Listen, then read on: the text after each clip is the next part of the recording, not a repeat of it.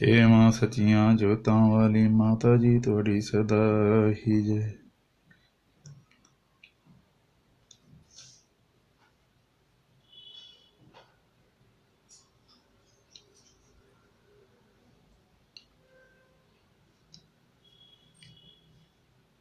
साचे दरबार की ਅੱਜ ਮੇਰਾ 7ਵਾਂ ਦਿਨ ਹੈ ਜੀ, ਤੇ 7ਵਾਂ ਅਧਿਆਇ ਜਿਹਨੂੰ ਆਪਾਂ ਕਹਿੰਦੇ ਹਾਂ, ਔਰ 7ਵਾਂ ਹੀ ਵਰਤ ਹੈ ਮੇਰਾ ਅੱਜ ਮਾਂ ਕਾਲ ਰਾਤਰੀ ਦਾ ਦਿਨ ਹੈ। ਤੇ ਮਾਂ ਕਾਲ ਰਾਤਰੀ ਬਹੁਤ ਹੀ ਕਠਿਨ ਪ੍ਰੀਖਿਆ ਲੈਂਦੇ ਨੇ।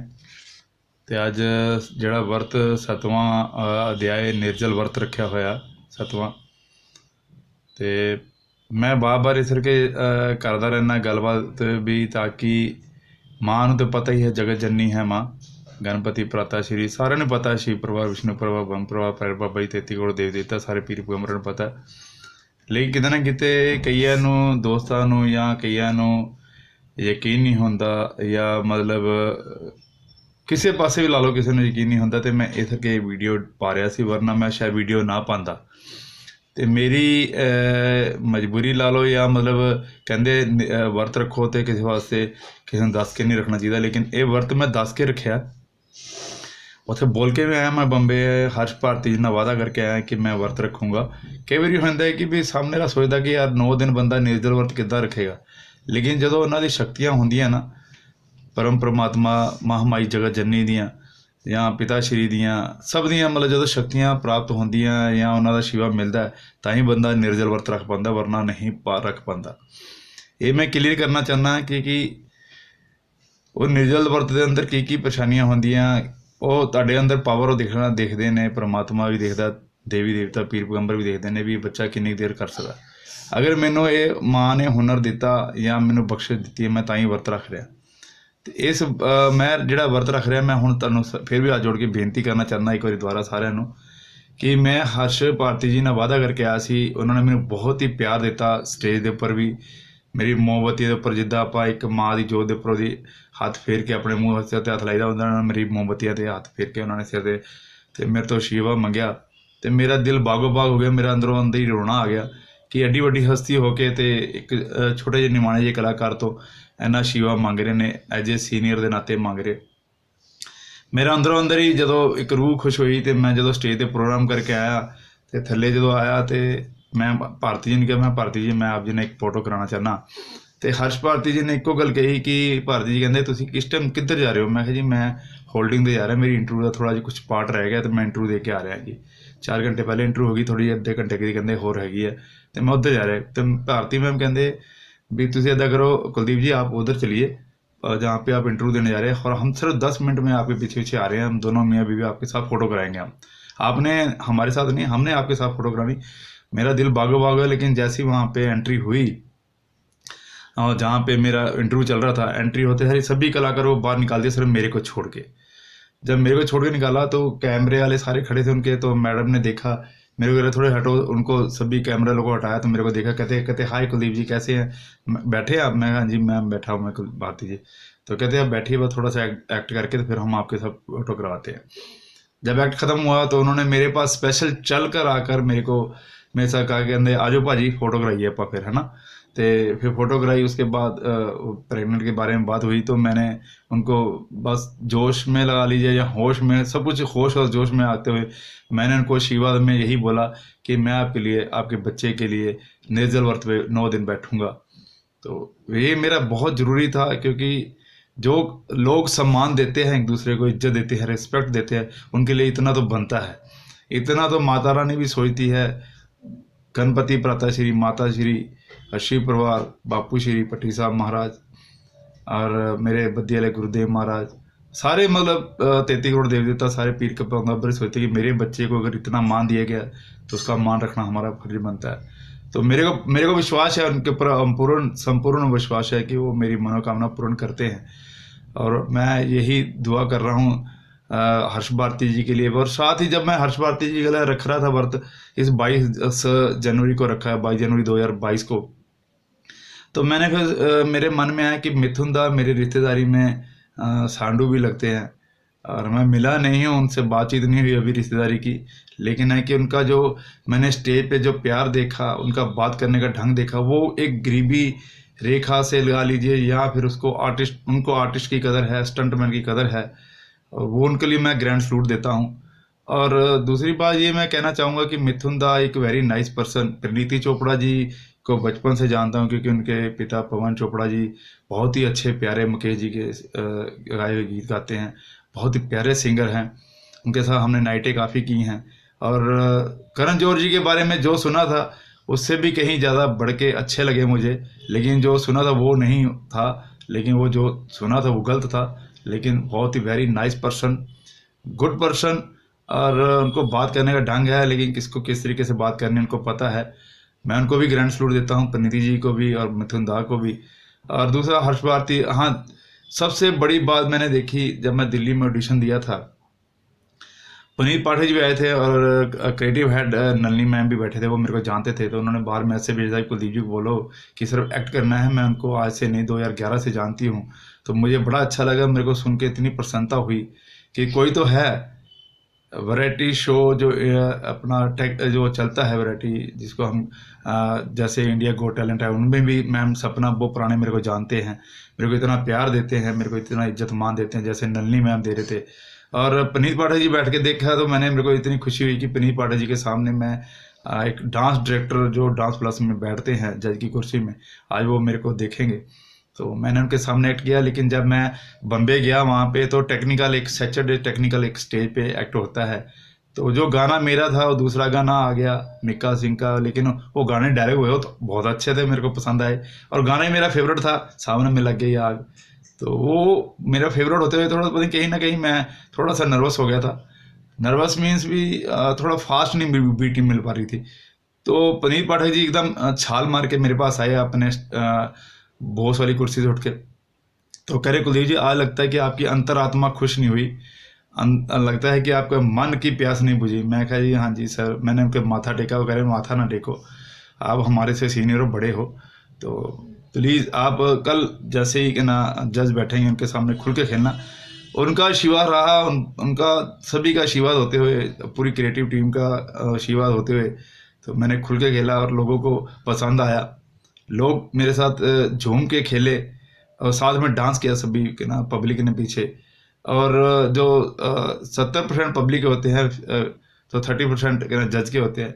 तो जज स्पीचलेस हो गए थे, और मुझे इतना ढेर सारा मान दिया, सम्मान दिया सभी जजों ने और पूरी क्रिएटिव टीम ने। तो मैं उसके लिए हुनरबाज देश की शान कलर्स टीवी का दिल से थैंक्स कहता हूँ, और उनकी क्रिएटिव टीम को थैंक्स कहता हूँ, टेक्निकल टीम को थैंक्स कहता हूँ, डायरेक्शन टीम को थैंक्स कहता हूँ, कोरियोग्राफर की टीम को थैंक्स कहता हूँ, ऑल टीम, उनके ड्रेस मैन, मेकअप मैन, सभी को मैं दिल से थैंक्स कहता हूँ। सभी को माता रानी तरक्कियाँ दे के रखे, चढ़ती कला में रखे। और उधर से IGT के जो मेरे को फ़ोन आते रहते हैं, सपना मैम और उनकी पूरी टीम को, क्रिएटिव टीम को दिल से थैंक्स। और मैं ये सभी पार्ट आप सभी के लिए, मेरे जितने भी आप सभी क्रिएटिव कलर टीवी की टीम, हुनरबाज देश की शान, इंडिया गोट, जितने भी DID आया था उनका भी आया था मेरे को मैसेज, इंडियन आइडल का भी आया है। सभी टीम को आज नाजर जान के उनको सभी का नाम लेते हुए, और मेरे जितने दोस्त हैं, गिनी वर्ल्ड रिकॉर्ड, राकेश जी, राज पाजी ने मेरे साथ बहुत हेल्प की, और काफ़ी सारे लोग ऐसे हैं जो मेरे साथ जुड़ते हैं, जो हेल्प करते हैं। कईयों को तो मैंने इतना 30 साल तक उनके साथ बना के रखी, लेकिन कहीं ना कहीं वो इस काबिल हुए ही नहीं कि हेल्प कर सके। लेकिन तकलीफ होती है कि किसी के बिजनेस के साथ कस्टमर ला के दो तो वो करे ना, तो कितनी तकलीफ होती है। जब वो एक चीज़ छोटी सी बात कह दे तो बहुत तकलीफ होती है। मैं इन तकलीफों से मैं बहुत गुजरा हूँ, लेकिन मैं अभी रोना नहीं चाहता हूँ, मेरा मन बहुत भरा हुआ है। और मैं इसको मद्देनज़र रखते, रोबिन बाजी भी है मेरे साथ, और भी काफ़ी कलाकार हैं, मेरे दोस्त मित्र हैं, जो सुख दुख में मेरा हाल चाल कभी पूछ लेते हैं। तो मैं उनका भी दिल से थैंक्स कहता हूँ। और सभी की शुभकामनाएं और सभी की मनोकामनाओं के लिए मैं माता रानी के आगे 9 दिन निर्जल व्रत पे बैठा हूँ। और आप मेरा शरीर देख ही रहे होंगे कि मेरा क्या हाल है, क्योंकि ऐसी हालत में बहुत परीक्षाएं होती हैं। तो कोई भी घर में अगर ट्राई करना चाहे ऐसे निर्जल व्रत पे मत बैठिए जब तक आप किसी गुरु से या किसी का नाम लेके या किसी गुरु से मिल के बात ना हो जाए। मेरे तो गुरु का आशीर्वाद है ही है, मेरे बापू श्री का, सबका मेरे पास आशीर्वाद है। तो मैं उस पहले भी मैं 1.25 महीना बैठ चुका हूँ, तो इसलिए अब फिर मैं 9 दिन बैठा हूँ। तो मैं आशा करूँगा कि हर्ष भारती और संदीप भट्टी और रितिका एंड अबे जितने भी यहाँ पे मेरे साथ जुड़े हुए हैं, और उनको सबको माता रानी तरक्कियाँ दे, उनकी झोलियाँ भरे, खुशियाँ दे। तो मैं आज 7वां माँ काल रात्रि का जो पाठ है वो करने जा रहा हूँ। आज मेरा 7वां निर्जल व्रत है। तो माता रानी और मेरे सभी आप लोगों का भी सपोर्ट चाहिए, आप लोगों की दुआएं चाहिए, सभी के लिए दुआएं कीजिए, क्योंकि आप लोगों की दुआएं, जितने भी मेरे व्यूवर देखने वाले हैं, प्लीज़, मैंने देखा कि मैं इतने दिन से पाठ डाल रहा हूँ, पाठ का भी आप एक अच्छा संस्करण आपको मिलता है पढ़ने के लिए, सुनने के लिए, तो उसको भी आगे बढ़ने का एक मौका देना चाहिए। मैंने आपको एक रिक्वेस्ट की थी कि मैं 9 दिन आपको एक वीडियो ज़रूर दूंगा, तो जिससे आप उसको लाइक करें, कमेंट करें, शेयर करें। और मेरे 1-2 दोस्त हैं जो जय माता दी लिख देते हैं, लेकिन बाकी कोई जय माता दी भी लिखना नहीं समझता। वो देखो कितना, मतलब आप लोगों को जब तकलीफ होती है तो माँ बाप को या पिताश्री को, जिसको भी आप मानते हो, उसको याद करते हो, है ना। तो एक जय माता दी लिखना शब्द आपके लिए कितना भारी पड़ जाता है, वो मैं खुद हैरान हो रहा हूँ कि मैं इतनी वीडियो डाला। आज मेरी 7वीं वीडियो पड़ेगी। एक अध्याय जो था वो मैं नहीं डाल पाया था क्योंकि वीडियो में टेक्निकल प्रॉब्लम आ गई थी। तो कहीं ना कहीं आप लोग इस चीज़ को ज़रूर समझें। अगर भावनाओं से अगर आप जुड़ेंगे तो आपको बहुत संतुष्टि मिलेगी, मेरी दुआएं मिलेंगी और माता रानी का आशीर्वाद मिलेगा।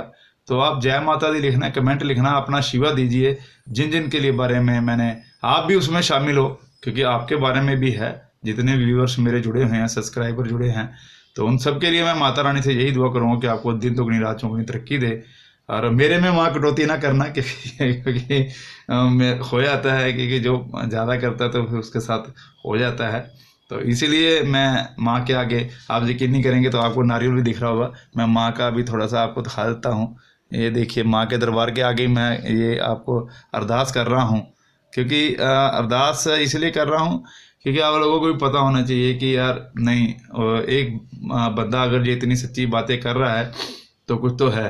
तो प्लीज़ मेरी हाथ जोड़ के बेनती है कि चैनल को सब्सक्राइब कर दे, लाइक कर दे, कमेंट कर दे, शेयर कर दे, और ना लगे आइकॉन बेल को प्रेस कर दे ताकि आपको नोटिफिकेशन मिलता रहेगा। और दूसरी बात है कि आप इस पे जय माता दी कमेंट जरूर लिख दीजिए, जिसको आप प्यार करते हैं या जिससे भी आपको लाड है उसके नाम से ही आप जय माता दी या जय साईं या जो भी आप लिखना चाहते हैं वो लिख सकते हैं। तो मैं आशा करता हूँ कि आज ये मेरा वीडियो काल रात्रि माँ का जो मैं पाठ करने जा रहा हूँ, 7वां अध्याय, आज मेरा 7वां निर्जल व्रत है, तो आपकी सपोर्ट के नाते बहुत साचे दरबार की जय। हे माँ सचियां जोतां वाली माता जी तुहाडी सदा ही जय। ये मेरी माँ का दरबार है, तो आप दरबार देख चुके हो। तो अब मैं पाठ करने जा रहा हूँ, तो पाठ करते करते फिर आपके साथ रूबरू बातें भी होंगी। तो मेरी एक चीज़ रह गई है तो वो भी मैं ले आऊँ, क्योंकि फिर अधूरा काम ठीक नहीं होता। मेरी माला रह गई थी। बोल साचे दरबार की जय। ए मां सचियां जोता वाली माता जी तुहाडी सदा ही जय। एक मेरी कुकड़ी है, सू सू करती है, शू शू करती है, नाक नहीं पहुँचती है। तो वो आपको भी दिखाता हूँ। उसके मेरी छोटी सी एक लाडलो है, ये देखो। जय माता दी बोलो, हाथ जोड़ के बोलो जय माता दी। ये जय माता दी हंसते हंसते बोलती है जी।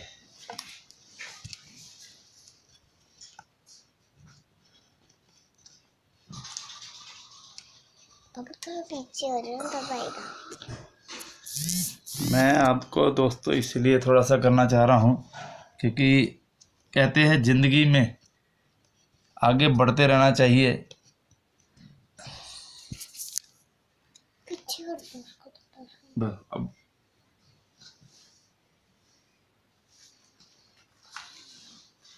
अब दोस्तों मैं 7वां अध्याय पढ़ूंगा। जो 7वां अध्याय है माँ काल रात्रि का है, तो उसको मद्देनजर रखते आप सभी उस पाठ को श्रवण कीजिएगा। तो मैं आप दुआ करूंगा कि आप लोग श्रवण करेंगे, मुझे बहुत अच्छा लगेगा।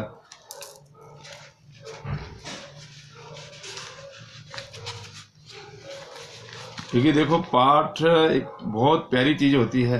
पाठ पढ़ने से इंसान की मन की तृप्ति शुद्ध हो जाती है। तो अब मैं पाठ पढ़ने जा रहा हूँ।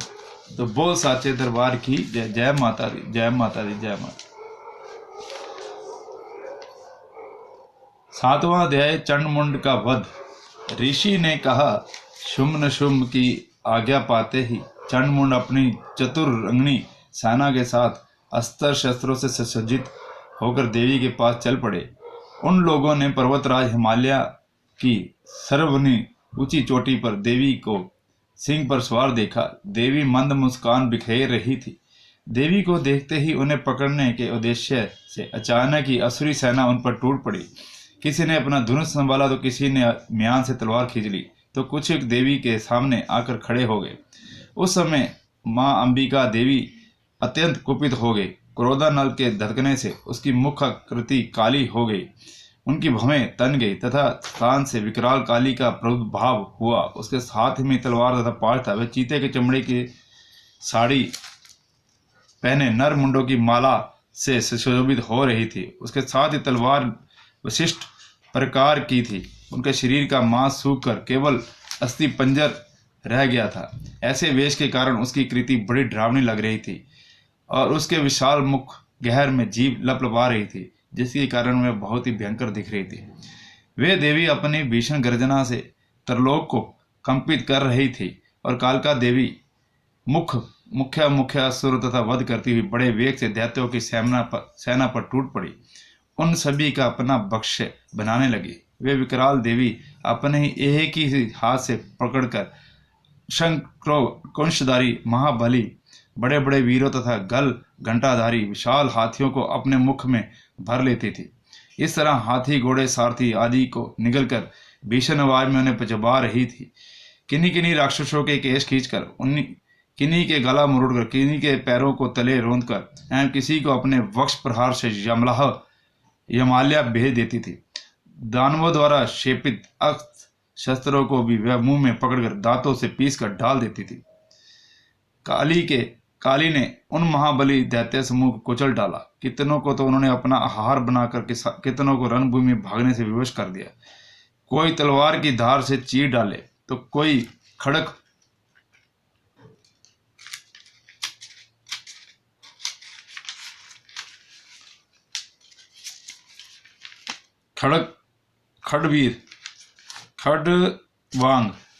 एक प्रकार की बड़ी तलवार जो मार डाले गए और कितने ही उनके नुकीले दांतों से पीस गए। इस प्रकार क्षण मात्र से ही देवी ने इस विशाल सेना का अंत कर डाला। अपनी सेना का इस प्रकार नाश होते देखकर चंड वेगपुर काली की ओर लपो पड़ा।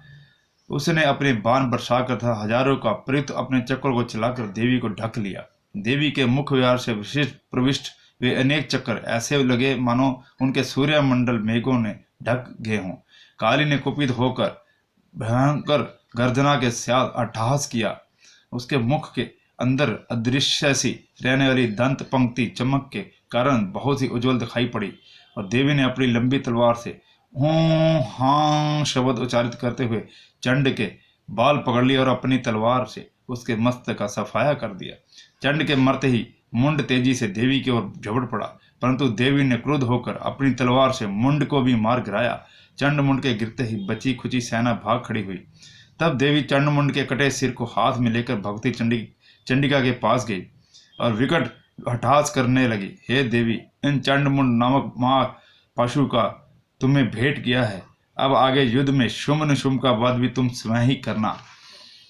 तांदुंसवार ऋषि ने कहा। चंडमुंड के खंडित सिर को देखकर कल्याणकारी चंडी देवी काली के मधुर वचनों से बोली, हे देवी, तुमने मुझे चंडमुंड को अर्पित किया। अब मैं विश्व में तुम्हारी ख्याति चामुंडा के नाम से होगी। बहुत साचे दरबार की जय। ये 7वां अध्याय माँ कालरात्रि का था।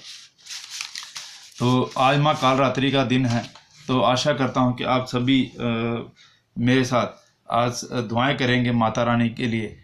माता रानी के इस पाठ को सुनते सभी दुआएं करेंगे। सभी जिनके लिए आप बहुत ही एक अच्छा योगदान देते हैं, तो मैं आशा करूँगा कि आप उसको मद्देनज़र रखते हुए इस पाठ को आगे बढ़ाएं। तो बहुत तो मेरे को अच्छा लगे कि आप सभी आशीर्वाद दें। जय माता दी। जो भी आप लिखना चाहें अपने गुरु महाराज को, जिसको मानते हो उसको जरूर मान के वो लिखें कमेंट बॉक्स में, और शेयर करें ज़्यादा से ज़्यादा, क्योंकि आप लोगों के बहुत दुआएं चाहिए। और मेरे चैनल, मेरे को थोड़ा सा लालच ये है कि मेरे चैनल में 4000 घंटे पूरे हो जाए, और आप लोगों की बदौलत ही 4000 घंटे पूरे होंगे। तो 4000 घंटे पूरे होने से कि मेरे चैनल को कुछ स्थिरता मिल जाएगी, और मेरे को प्रणामित हो जाएगा कि 4000 घंटे पूरे हो गए हैं, टाइमिंग मेरी पूरी हो जाएगी। तो आशा करता हूँ कि आप लोग मेरी दुआई मेरी बेनती सुनेंगे। बहुत साचे दरबार की जय। मैं एक थोड़ा सा पाठ करने जाऊँगा, तो उसके बाद फिर आपसे इजाज़त लेता हूँ। वो ज़रूरी है मेरा पाठ करना, क्योंकि उससे ये हो जाता है कि अपनी जो अंतरात्मा है वो खुश हो जाती है। उसके बीच में जैसे ही मैं पाठ करूँगा, आप सब लोगों की दुआएं रहेंगी बीच में। आप लोगों के लिए भी मैं अच्छा अरदास करूँगा कि आपका मनोकामना पूर्ण हो।